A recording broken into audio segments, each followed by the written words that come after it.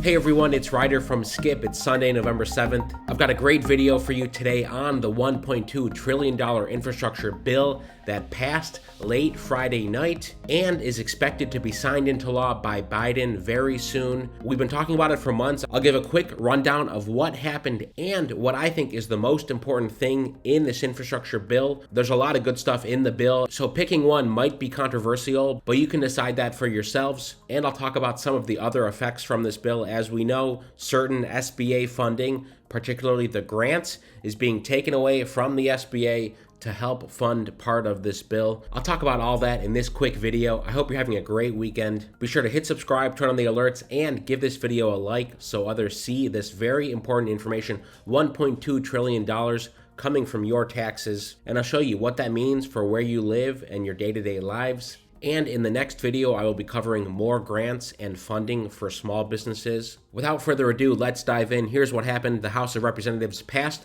the $1.2 trillion infrastructure bill late on Friday. It was after midnight on the East Coast after months of debate. The measure, already approved in the Senate, is the first milestone in President Biden's economic agenda. In fact, if we turn back the clock and look at the history here, we can see that on August 10th, 2021, this bill, 3684, passed in the Senate. So it took nearly 3 months for it to get a yes vote in the House. Of course, we know that this bill was waiting for agreement on the social policy package. That piece is around $2 trillion.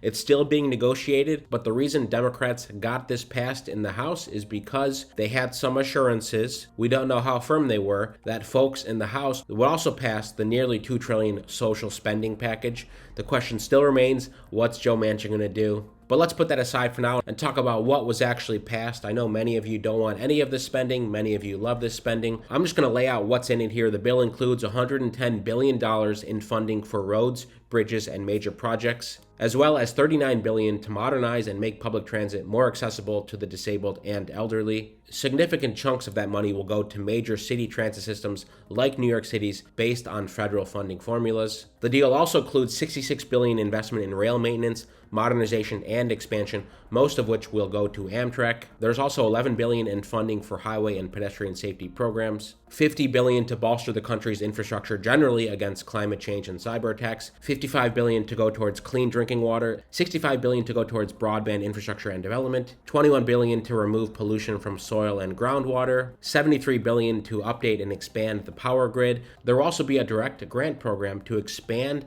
broadband internet service to underserved areas with nonprofits, public-private partnerships, private companies, utilities, and local governments all eligible for project funding. And it would also make the pandemic emergency benefit for internet access permanent. Before I talk about what I think is the most important thing that will have lasting visible impacts and affect you, despite it being difficult to choose one, let me mention how it will be paid for, because therein lies a little bit of the bad news. The spending will be paid for with a variety of revenue streams, including more than $200 billion in repurposed funds originally intended for coronavirus relief, but left unused. Of course, as we know, when we look at the legislation, it includes targeted EIDL advance funding, of which there's a lot of money left, and this is from the draft text over the summer, that over $17 billion in targeted EIDL advances will be permanently rescinded. Many of you were hoping that this legislation would change eligibility for targeted EIDL advances, which is $10,000 for small businesses that live in a certain area, have a certain number of employees,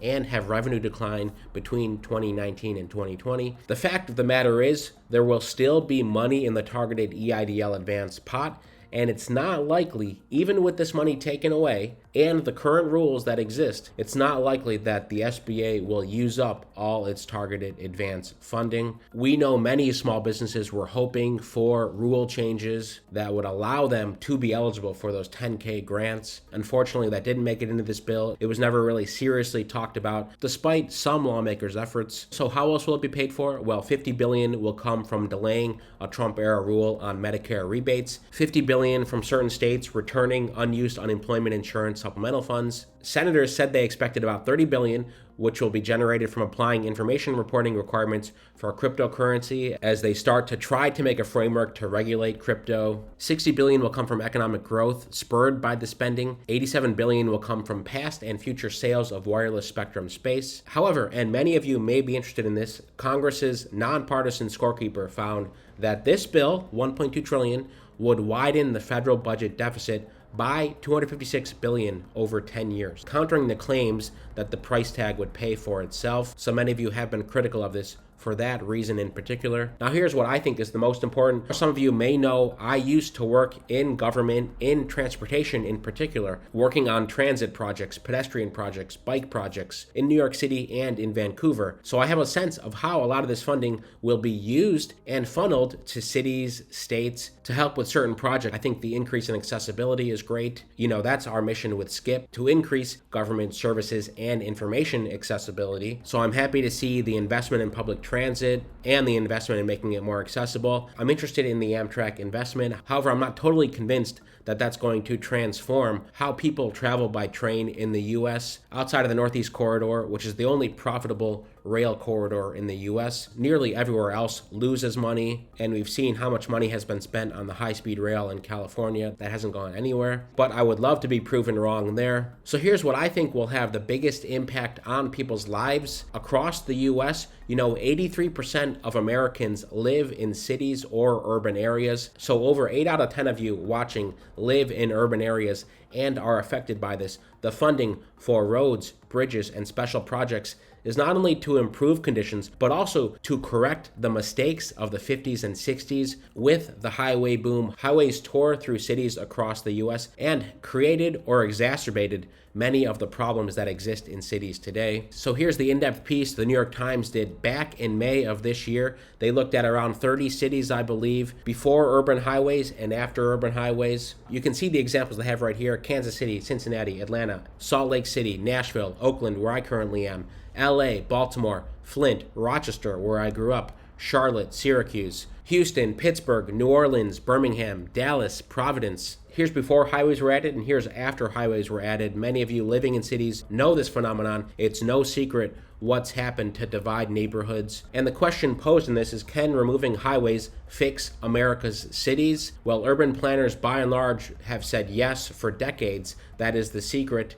Ever since they realized these mistakes that were made, they said, how can we change this, reconnect the cities, and provide more housing? You know, I don't want to get too urban planning wonky because my background is in urban planning, but many folks often say the best transportation plan is a good land use plan, as in if they fix the highway problem, they won't need all the investment in light rail going out to the suburbs or Amtrak going between cities, because they will have created more density, have created more housing, more walkable areas. The infrastructure bill has funding for this, and I imagine this will start to go out to cities across the country who have had blueprints for these projects for a long time, but have not had the funding. I assume now they'll be able to get the funding. The example they use in this piece happens to be Rochester and the Inner Loop, which I grew up right next to. Here's how it looked, dividing different areas of the cities. Basically, the project was to infill the Inner Loop, then build lots of housing and connect different parts of the city. This is a similar idea across the country. Here are more examples. Cities committed to removing highways: Detroit, New Haven, Somerville, Syracuse.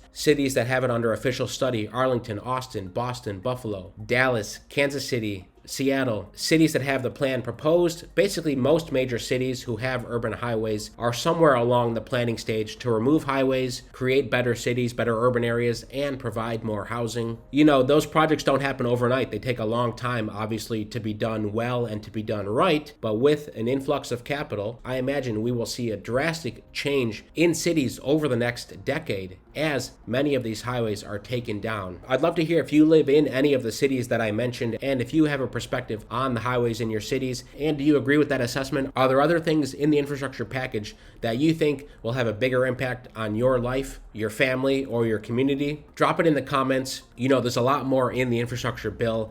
I'll talk about in detail. We're going to put up a detailed list on our blog as well. You can go to HelloSkip in the App Store or Google Play to get our free app. We're covering more grants, loans, and funding opportunities in the next video. If you want one-on-one help for funding for you as an individual or a small business, or want us to help you apply for grants, we're happy to do it. We have 5 open spots for tomorrow. Go to eidl.me or click the link right at the top of the description. Most importantly, stay well, stay healthy, and I'll see you tomorrow.